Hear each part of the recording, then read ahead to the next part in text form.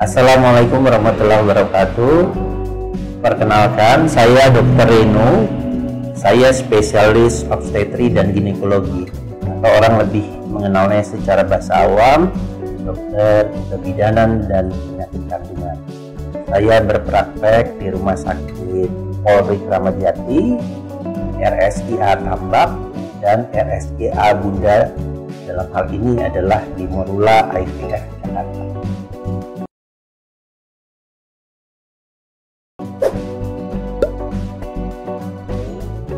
Kalau seorang perempuan itu ingin mengetahui bahwa dia subur atau tidak, sebetulnya sulit.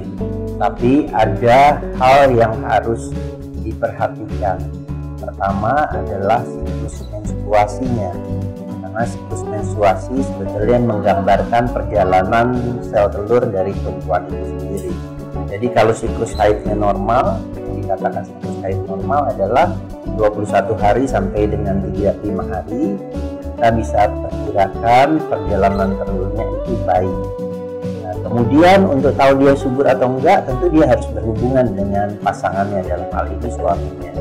Apabila perempuan itu sudah menikah, berhubungan intim tanpa kontrasepsi selama setahun belum hamil juga, ya, nanti bisa kita kriteriakan sebagai kasus yang kurang subur, atau sekarang kita bilangnya fertilitas primer.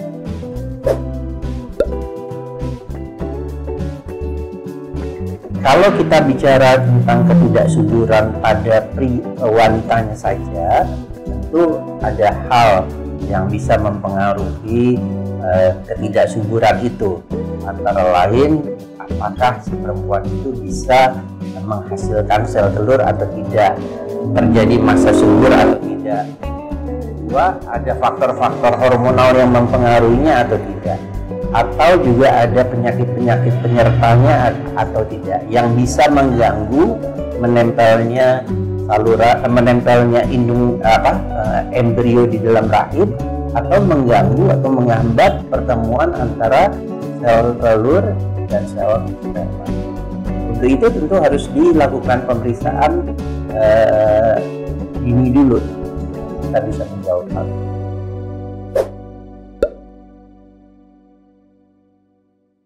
Bayi tabung atau IVF adalah suatu proses kehamilan dengan teknologi berbantu, di mana sel telur yang ada pada perempuan kita stimulasi secara maksimal supaya menghasilkan sel telur matang yang dia punyai atau lebih dari satu.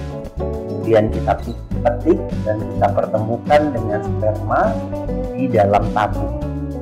Setelah menjadi embrio, baru kita masukkan kembali ke dalam rahim. Itu yang kita bilang namanya bayi tabung. Jadi proses berbantu di mana sel telur dan sperma itu melakukan pembuahannya di dalam cawan. Cawan itu yang kita bilangnya tabung. Setelah berkembang menjadi embrio, baru dimasukkan kembali ke dalam rahim perempuan.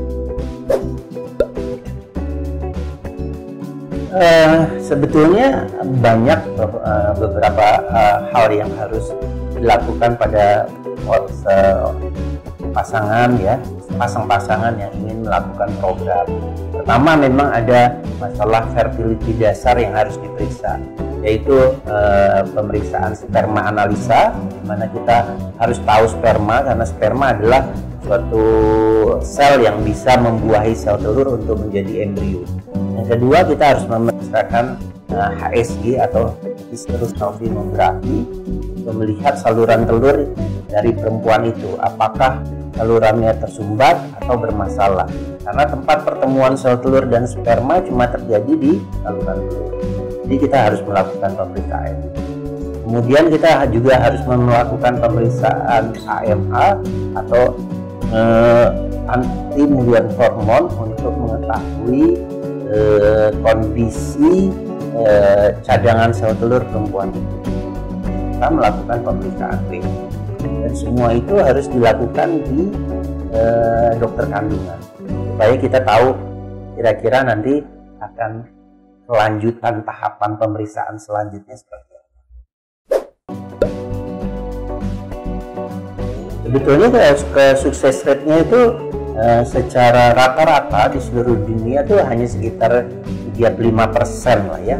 Tapi saya lebih tidak suka membicarakan secara statistik, karena ternyata setiap orang punya sukses rate yang berbeda-beda ya.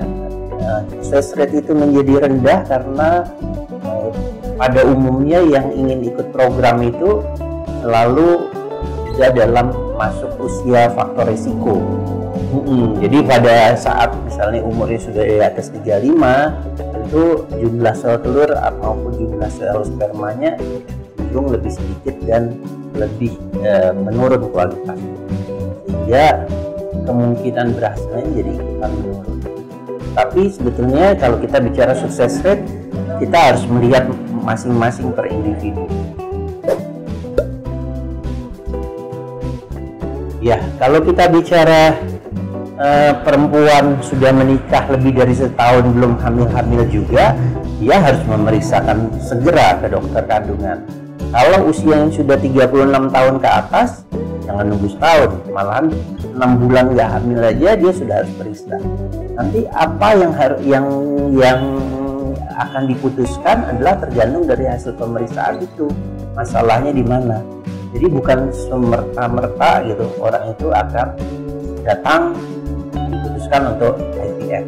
Jadi kita lihat dulu masalahnya. Misalnya saluran telurnya yang sudah bermasalah, tidak mungkin ada pertemuan antara sel telur dan sperma, pasti kita akan melakukan IVF. Jadi tentu harus memeriksakan dirinya terlebih dahulu. Sebetulnya tidak ada perbedaan ya antara program IVF dengan hamil alami. Kalaupun dilaporkan angka kelainannya mungkin lebih besar, sebetulnya itu karena yang ikut program IVF ini rata-rata sudah masuk dalam faktor usia resiko. Jadi sebetulnya bukan karena programnya, tetapi karena memang ada masalah di usianya itu sendiri. Ya tentu, karena setiap kali kita melakukan program IVF, kita ada kemungkinan untuk mentransfer 2 embrio. Ya tentu 2 embrio itu bisa menjadi dua-duanya berkembang, maka akan jadi bayi kembar. Enggak. Jadi memang program bayi IVF itu adalah suatu kehamilan yang memang cenderung berisiko, tetapi umumnya sampai dengan usia 8-10 minggu. Setelah itu selebihnya sama.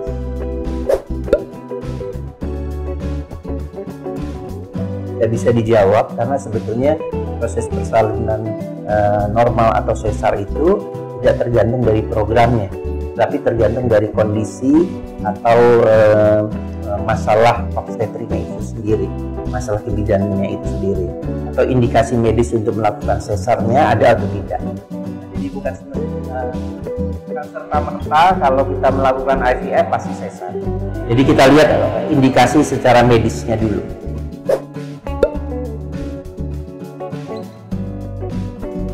Program IVF itu kan pertama ya memang mengumpulkan sel telur. Jadi orang itu akan datang di masa haid hari kedua atau ketiga, kemudian kita melihat antral folikel atau cikal bakal benih sel telur, kita kasih obat dan kita stimulasi dalam beberapa hari. Setelah sel telurnya matang, baru kita petik. Petik pada saat kita petik, sperma juga dipertemukan di situ dengan teknik penyuntikan langsung ke dalam sel telur. Setelah itu kita tunggu dia akan menjadi embrio pada hari ketiga atau kelima. Bila memungkinkan untuk ditransfer karena rahim sudah siap untuk hamil, ya segera embrionya akan ditransfer.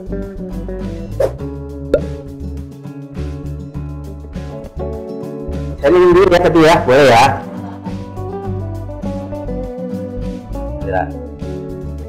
Jadi sebetulnya kalau kita bicara risiko kehamilan IVF sama kehamilan natural, sebenarnya hampir tidak ada bedanya. Itu hanya berbeda tadi saya bilang seperti 10 minggu pertama. Setelah itu tentu perkembangan bayinya harus baik dan sehat.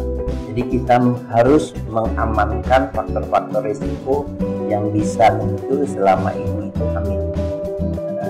Jadi riwayat keguguran atau bukan riwayat ya, risiko keguguran ataupun lahir prematur itu harus kita lihat dan kita jaga supaya tidak terjadi. Tentu pada perempuan hamil dengan cara apapun memang sudah kewajiban ibu hamil itu kan menjaga kehamilannya agar sehat dan baik, dan itu perlu didiskusikan sama dokter kandungannya masing-masing supaya penjagaan itu memang sesuai dengan kondisi badan ataupun faktor-faktor resikonya.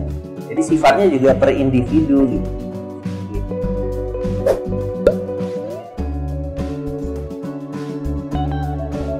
Secara waktu tidak ada ya. Jadi pada saat kita melihat perempuan itu gagal melakukan program IVF, kita periksakan lagi kondisi badannya, apakah sel telurnya sudah siap, imunnya siap, secara hormonal siap, boleh dia langsung program ulang lagi. Sebetulnya tidak ada batasan ya sampai berapa lama dia melakukan itu. Selama dia mampu, dia siap, boleh dilakukan kapan saja. Karena memang program IVF adalah program stimulasi. Jadi sifatnya stimulasi atau rangsangan itu semakin sering dirangsang akan semakin baik kalau kondisinya masih sama.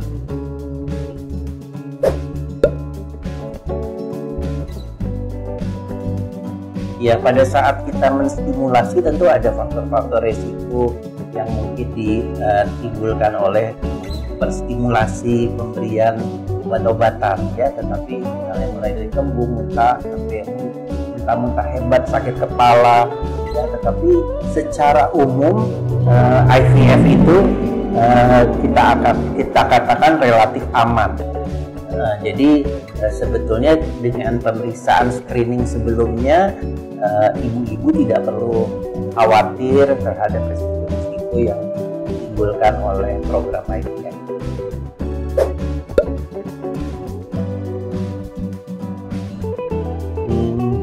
Sebetulnya kalau bicara cerita-cerita itu ya, di kamar praktek saya selalu banyak cerita ya, cerita yang mungkin nggak pernah terbayangkan sebelumnya juga bisa diceritain. Tapi kalau kita bicara program IVF, yang paling mengharukan juga pada saat pasangan itu hamil, itu suatu hal yang membahagiakan ya, ada rasa haru juga.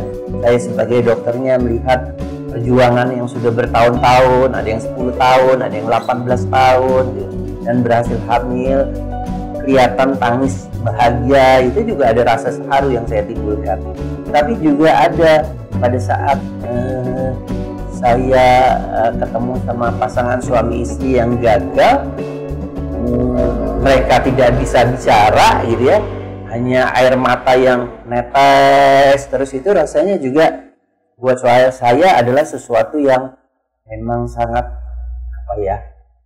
menyentuh sekali gitu. Ikut rasanya prihatin dan merasakan perjuangan orang ini untuk mendapatkan keturunan itu luar biasa.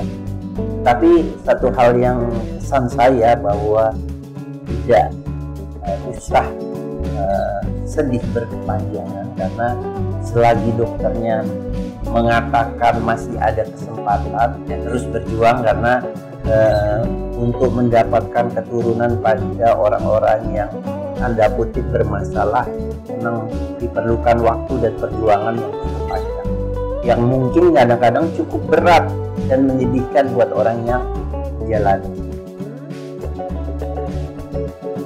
Ada orang-orang yang memang sulit mendapatkan buah hati. Memang ternyata kita menemukan ada beberapa sedikit masalah, beberapa masalah sampai masalah yang cukup berat. Dan masalah itu ternyata tidak akan beres dengan sendirinya kalau tidak kita coba diperbaiki. Jadi saran saya,